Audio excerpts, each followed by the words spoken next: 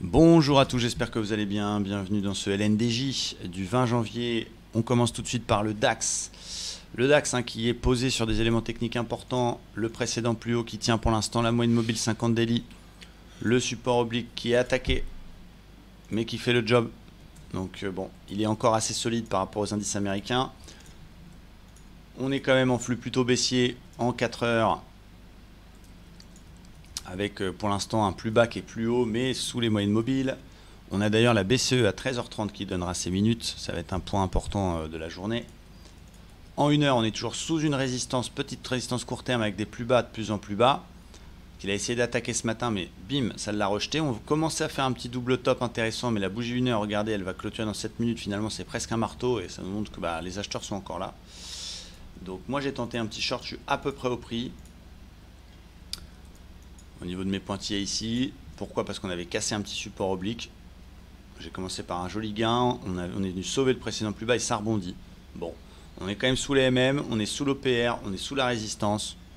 Donc je reste confiant dans ce trade. Après, si je n'étais pas dedans maintenant, le point intéressant ce serait d'essayer de travailler une petite vente vers 800-810, mais il y a la BCE à 13h30. Bon, j'ai un stop au-dessus de la résistance.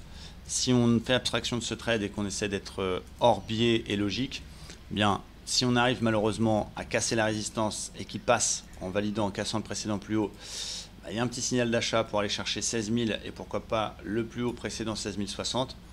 A l'inverse, si ce n'est qu'un pullback et que vous avez un petit signal vers le bas de l'OPR, une petite vente peut se tenter pour aller chercher les plus bas d'hier. Donc moi je suis plus dans une dynamique de rechercher des ventes au vu des flux et surtout au vu des indices américains. Mais bon, voilà, pour l'instant il nous montre que oui, il y a des petits coups de pression des vendeurs, mais les acheteurs sont encore là, ça tient. Et c'est un marché qui est un peu chiant, qui fait yo-yo. Là, il n'y a pas une grosse conviction, notamment sur le dos aussi. C'est sport. Hier, il y a eu les bourbons de la matinée sur les indices américains. Derrière, ça s'est remis à casqueter. Voilà, il se cherche un peu.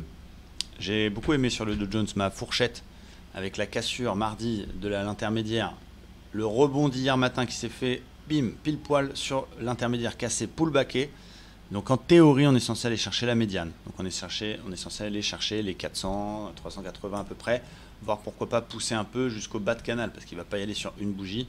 Pourquoi pas le bas de canal, les 34 150 à peu près. Maintenant, on est quand même très éloigné des moyennes mobiles. On est en train de faire une bulle daily, donc bon, je ne suis pas certain que ce soit le meilleur timing, mais il y a un autre truc qui est très sympa. Je vais bien le coller, voilà. C'est le Fibo de toute la hausse. Et on est venu chercher, bim, 61,8 qui tiennent pour l'instant. Donc si ça casse les 61,8 et les plus bas précédents, c'est intéressant, on peut essayer d'aller travailler une vente pour justement aller chercher dans le sens du flux, toujours respecter son flux 1 heure, on casse les plus bas, on va chercher la médiane et pourquoi pas on pousse, ça faut être balèze, mais jusqu'au 100%. Donc je serais plutôt dans une dynamique de rechercher des ventes, même si pour l'instant ça reste quand même, alors je vais pas dire solide, parce que le dos il a pris cher hier, il s'est quand même cassé la gueule de 400 points en fin de séance après avoir fait un double top. Mais on voit que sur ces niveaux actuels, c'est des gros niveaux, les acheteurs sont là, même si on est en flux baissier, donc c'est pas évident. Restons focus sur les signaux 5 étoiles. Donc je serais plutôt dans une recherche de vente, si on casse les plus bas bien sûr, pour aller chercher la médiane, voire les 100% de retracement, et on attendra un signal plus sérieux pour travailler un rebond.